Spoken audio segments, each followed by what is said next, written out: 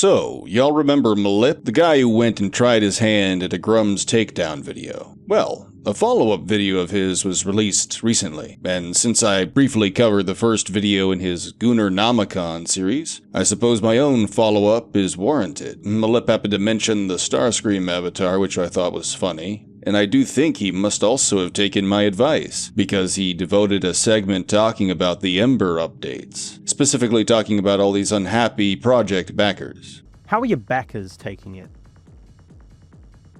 Not great. I want to highlight one particular backer that stuck out to me. His name is Mad Dog. Mad Dog has donated close to $700 to Ember. He has unfortunately lost hope, and he's been losing it for a while, even as far back as 2021. As of writing, he's at least 75 years old, and he's been strung along for close to a decade over something that's still not to the state you said it would be at the end of 2018. I'm going to try and put aside the fact we're on wildly different sides of the political spectrum and approach this hopefully objectively. If this timeline and neglect was done by any other game developer of note, Mark would be pissing, shitting, and crying on Twitter that it was a scam. That's not a particularly partisan opinion to hold. You have taken $700 from a 75-year-old man desperately trying to recapture a time when he was happier. And it's fucked. Well done. But most everything in this video does not interest me, and I'll explain why. I have no dog in this fight. I never financially supported Mark Kern, and I've never been a backer for any independent video game project, save Sulaco arguably, via buying that game in early access. But I am not sorry to say I don't feel any remorse for a bunch of random strangers on the internet who are not being delivered a product on time. Ultimately, that is between them and Mark. Why then does Malip care? Because he hates Mark's foray into politics. He's getting mad on behalf of other people, not because he cares about their inconvenience, but because their inconvenience provides him a means to criticize Mark, because Mark said mean things about Assassin's Creed Shadows, among other things. Anyway, back to dunking on a guy I don't like for political reasons. For the life of me, I do not know why he would say that when his side of the political spectrum is clearly not the popular one right now. And how do I even know what side of the political spectrum he is on? Well, when he says things like this. People in Mark's position pay their bills from this attention. They want cheap YouTube views, and they want the X.com blue checkmark dollars. It comes from you being angry and them keeping you angry. I'm not telling people to not criticize games. Far from it. Assassin's Creed Shadows fucking sucked. Not because it nebulously woke. It sucked because it was just the same Ubisoft bullshit for the fourth game in a row. I and many others would respect your opinions more if you complained about how games cost $20 more than they used to for slightly shinier graphics. But the time between I made part 1 of this video and now, they've made a woke Oblivion remake. I think a bunch of people, some of you watching them right now, have let yourselves be negatively polarized in your own hug boxes so you don't actually enjoy video games anymore, and you have to wait for permission from your favorite blorbo rage-baiting YouTuber to play it. Like, is Marvel Rivals woke? These people cry as they transvestigate Emma Frost. Like, it must be fucking torture to be this eternally miserable with every game release, getting that angry all the time over a woman with a side shave and a slightly too angular jaw. That really paints a picture, doesn't it? Malip clearly does not have his hand on the pulse of the people he is talking to. Now, this would be different if, say, he had decided to focus on how Mark capitalized on the pornography industry. It's called Tylene versus Shayla, and the description is, 2 women wrestlers are chained together in the ring and have a real busting fight, and loser winds up with her beaten to a bloody pulp. Not softcore. This is the part that I feel people took issue with from some aspects. This is not just a guy making Guna material, this is a guy making highly abusive material. This is why people in the gaming space think if you're looking outside and you're looking into the game space, people think everybody's fucking weird. Because there's gaming and tech writers who have fucking fantasies about the ridiculously awful things that were just said.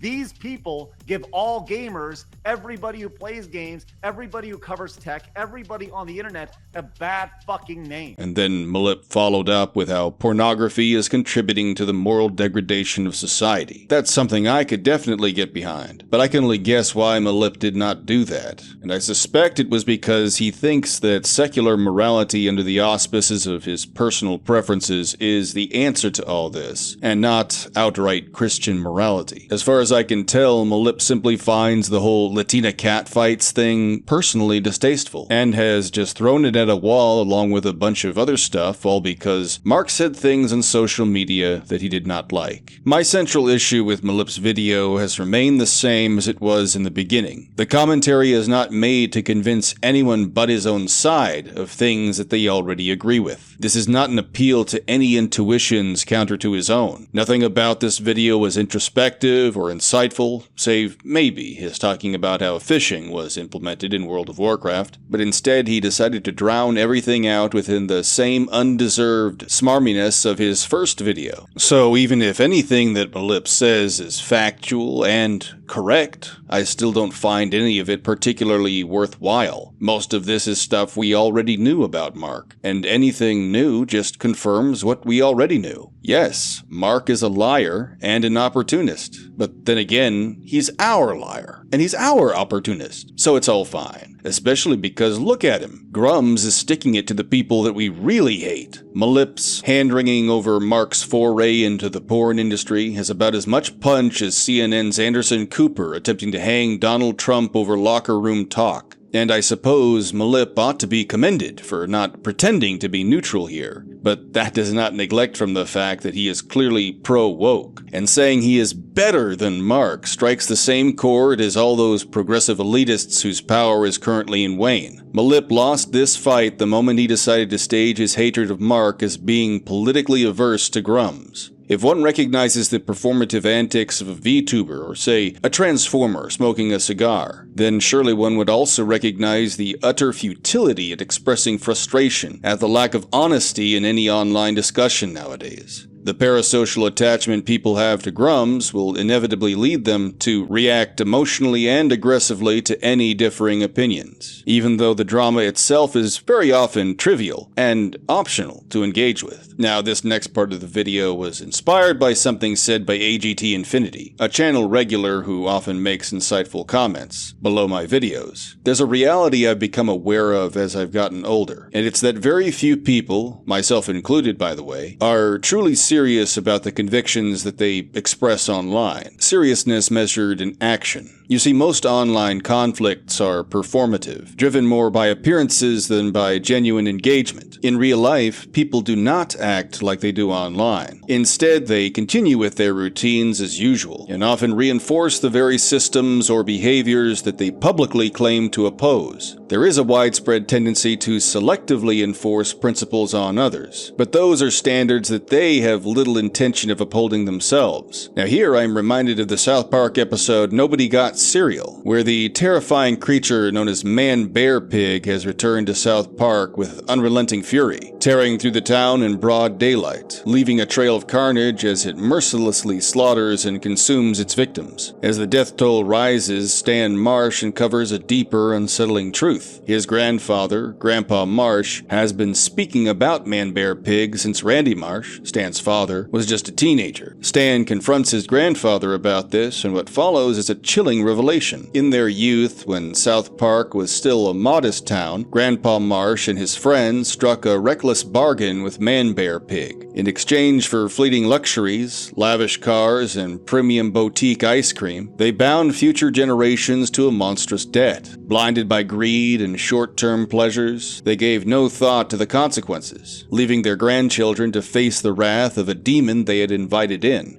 You people knew. You made a deal with that thing. We thought we'd be dead by now.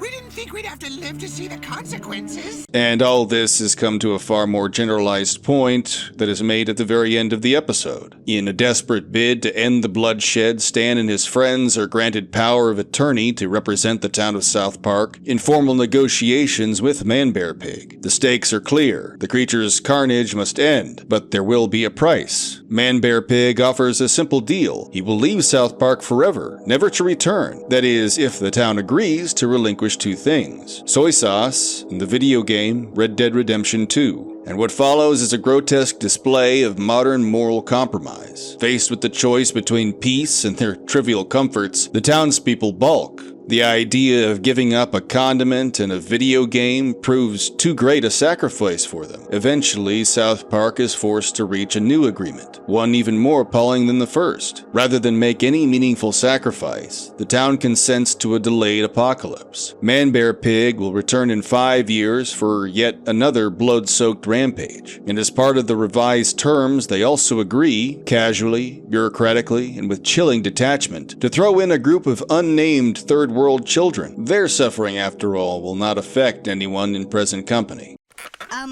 Could we possibly talk about restructuring a new deal? Yeah, I thought so. Shut up, Grandpa.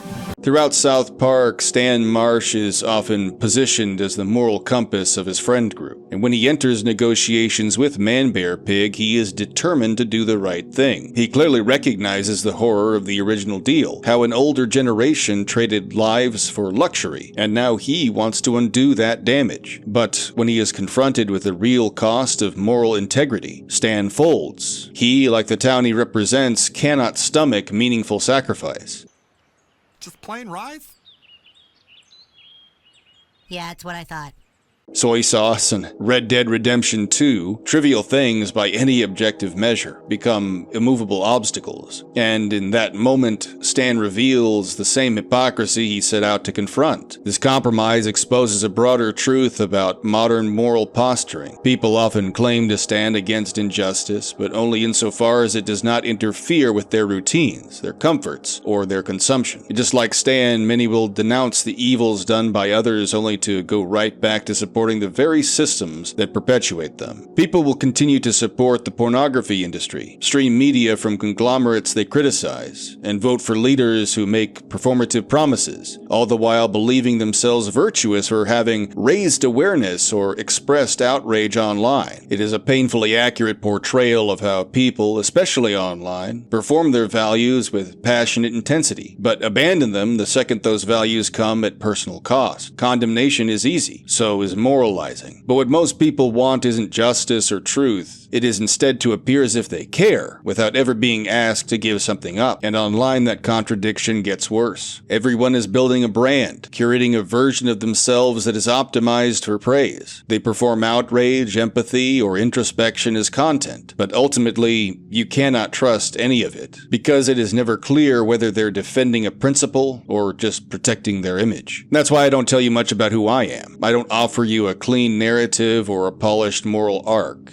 Instead, I tell you that my opinion doesn't matter. My avatar is the pitiful and cowardly Starscream, not the megalomaniacal Megatron. If you invite the kind of parasocial attachment that makes you forget the analysis and start projecting your own expectations onto the people you are viewing, then you are simply setting yourself up for failure. Once you start doing that, you stop listening to the words that are said and start placing unwarranted intent upon the person behind the screen. You start defending people or hating them for things they never said, because they've become a character in your story, not the real person pointing at the structure of the stage. In my videos, I analyze, I critique, but I always stay within the confines of my own pithy performance. But if you asked how often I actually stand up for anything I say I believe in, I dare say you would not be pleased with the answer.